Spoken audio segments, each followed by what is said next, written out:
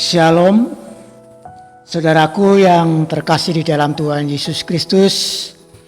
Secara khusus saudara-saudaraku jemaat di Gereja Kristen Jawa Banyumas. Marilah kita akan bersama-sama memulai persekutuan doa dalam rangka masa Paskah tahun 2022.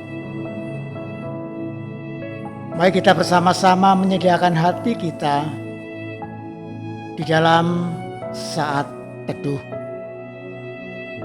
Kita masuk di saat teduh bersama-sama.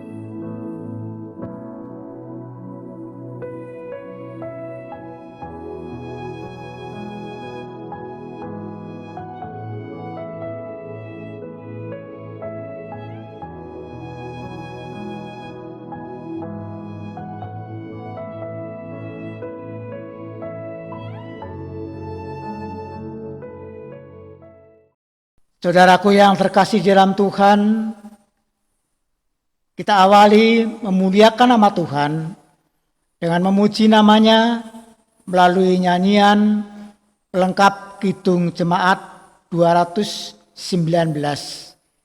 Di saat ini ku angkat tembang.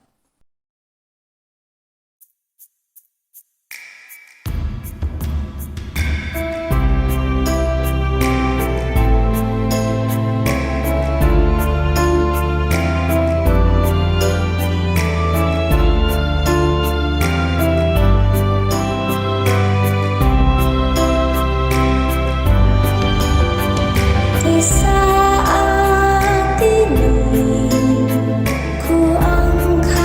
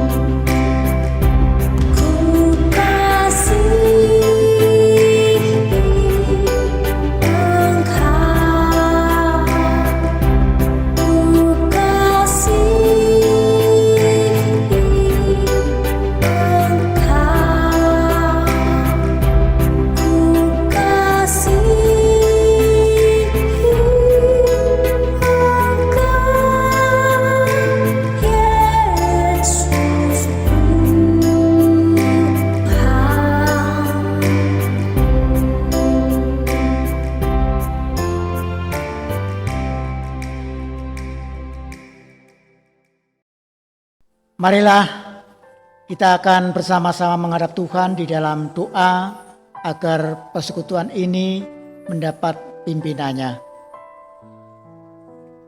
Tuhan Allah Bapa kami yang bertahta di dalam kerajaan surga yang maha mulia, Allah yang senantiasa kami muliakan dan kami sembah di dalam Tuhan Yesus Kristus.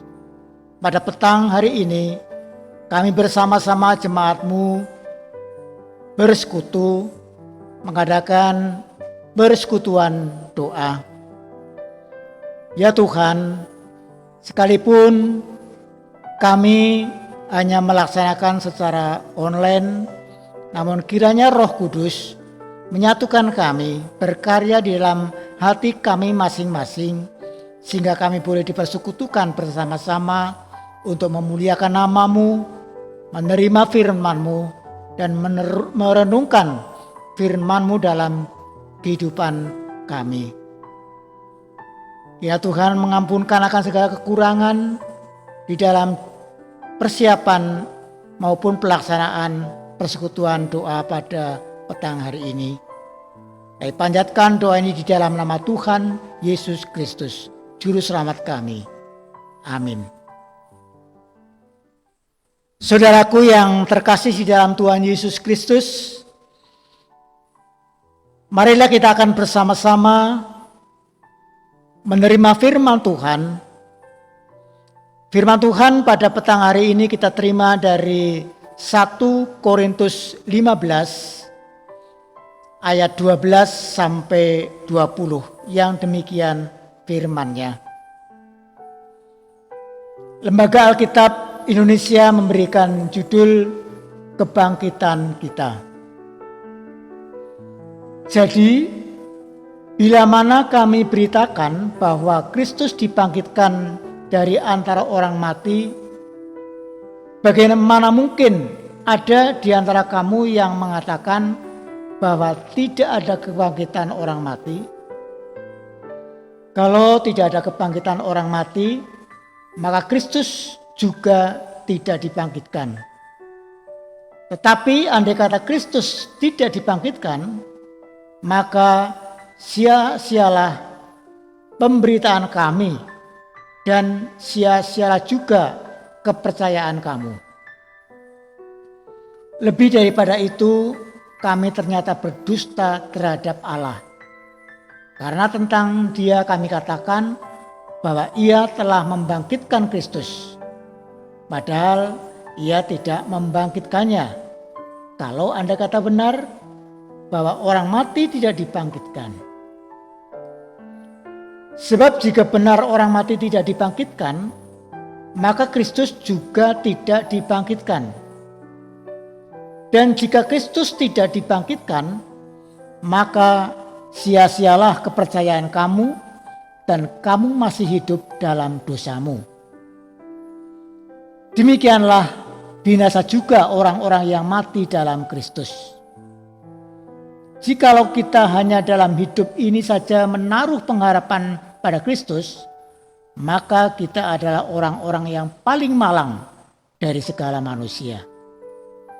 Tetapi yang benar ialah bahwa Kristus telah dibangkitkan dari antara orang mati sebagai yang sulung dari orang-orang yang telah meninggal.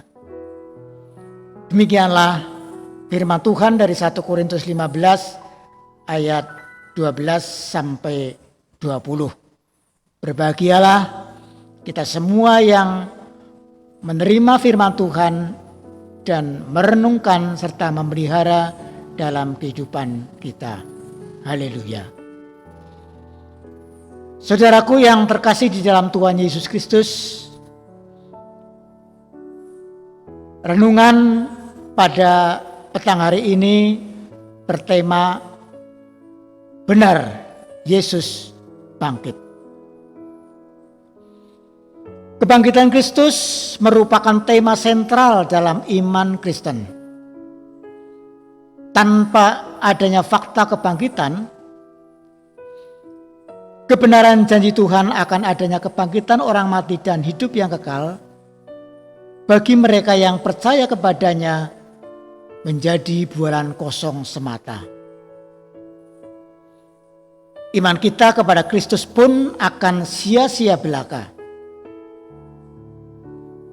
Meski kebangkitan Kristus adalah realitas, di sepanjang sejarah gereja selalu ada upaya-upaya yang dilakukan pihak-pihak tertentu untuk membuktikan bahwa Kristus yang disalibkan itu tidak pernah bangkit. Kesaksian Alkitab menjadi sarana untuk meneguhkan kita menghayati kebangkitan Yesus serta maknanya bagi kita di zaman ini. Rasul Paulus mengatakan bahwa kebangkitan Kristus sungguh terjadi. Ada banyak saksi mata dari peristiwa itu. Yesus Kristus yang bangkit itu telah menampakkan diri kepada Kefas atau Petrus, kepada ke-12 muridnya. Ia menampakkan diri pula pada 500 orang sekaligus. Yakobus dan semua rasul dan akhirnya Paulus sendiri mempersaksikan dia yang bangkit. Sebagian saksi mata itu masih hidup saat Paulus menuliskan suratnya. Itu artinya saat Paulus menulis surat, fakta kebangkitan Yesus itu bisa dikonfirmasi.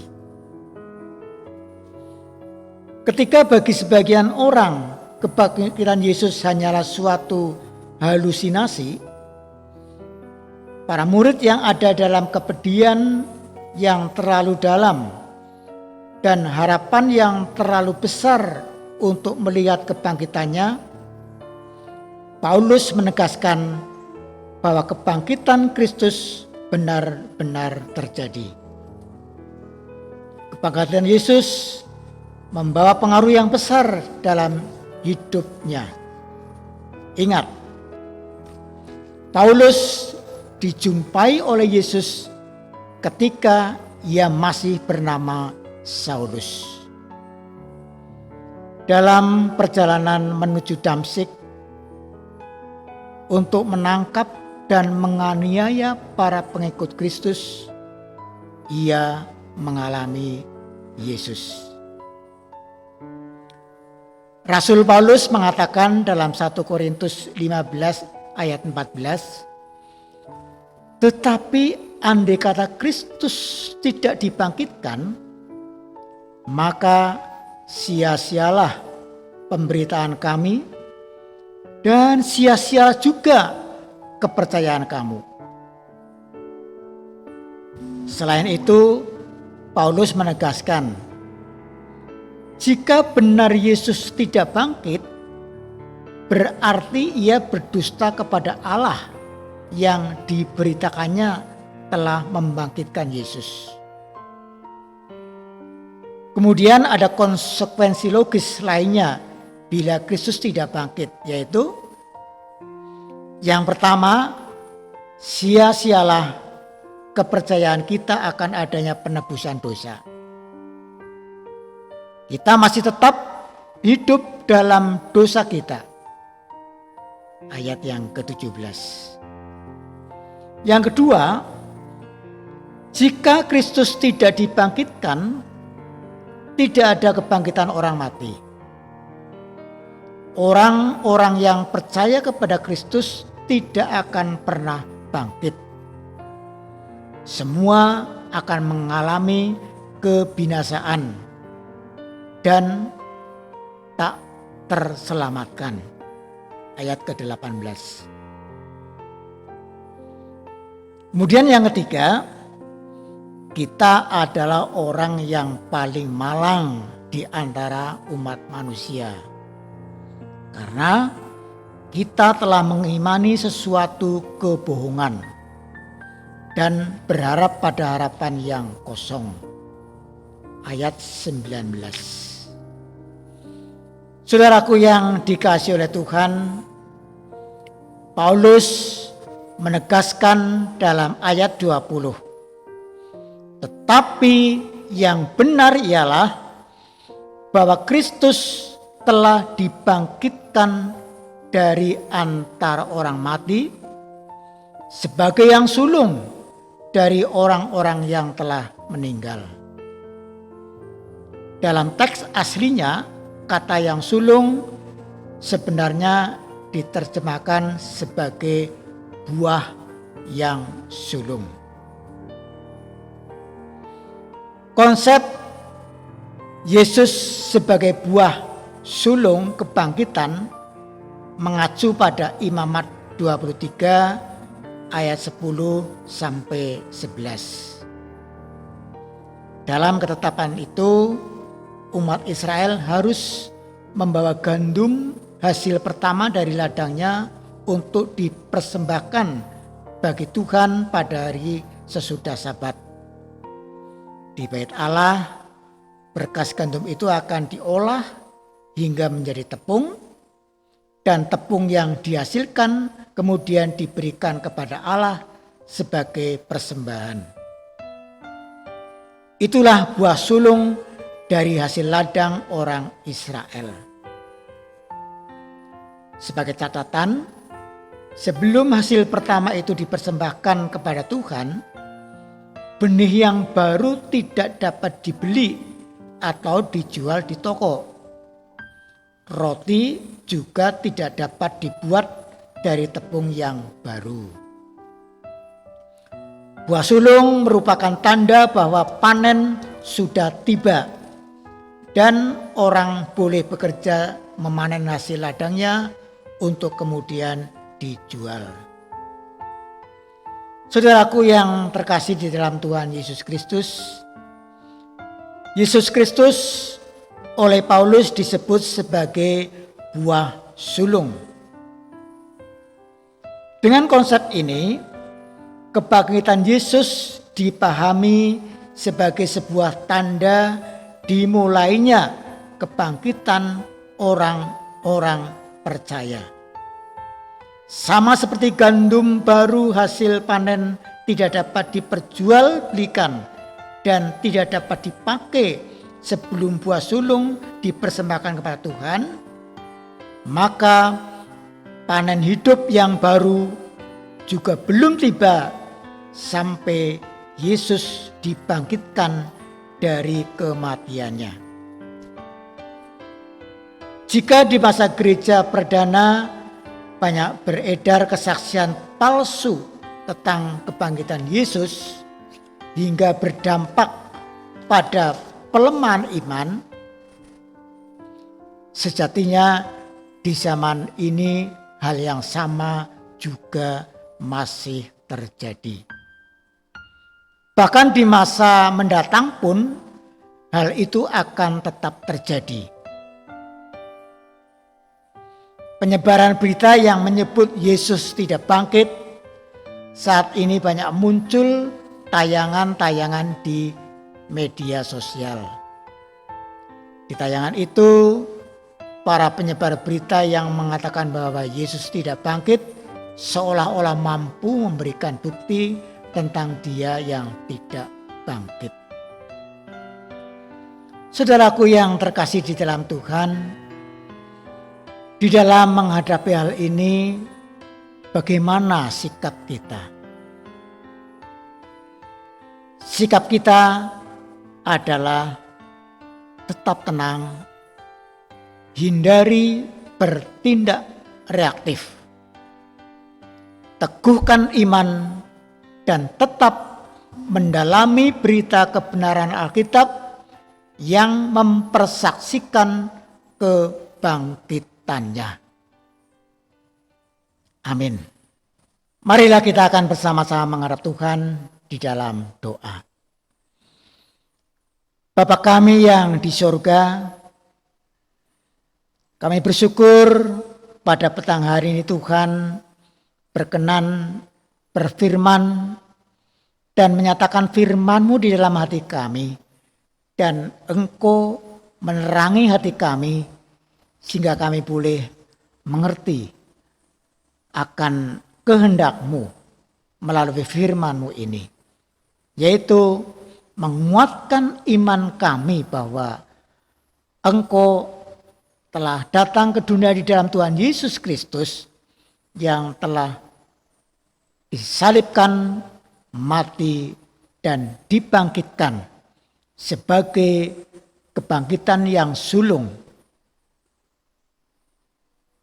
dan akan menguatkan iman kami sebagai orang-orang percaya yang juga akan ikut bersama-sama dibangkitkan. Ya Tuhan, kami mohon Tuhan senantiasa memampukan kami untuk menghayati makna kebangkitan Yesus Kristus. Dan kami juga dikuatkan, diberikan kemampuan untuk bersaksi tentang kebangkitan Yesus dalam kehidupan sehari-hari. Ya Tuhan, apabila dalam perenungan ini banyak dosa dan kekurangan kami, kiranya Tuhan mengampunkannya. Doa ini kami panjatkan dan kami akan mengakhiri renungan ini di dalam nama Tuhan Yesus Kristus, Juru Selamat kami. Amin.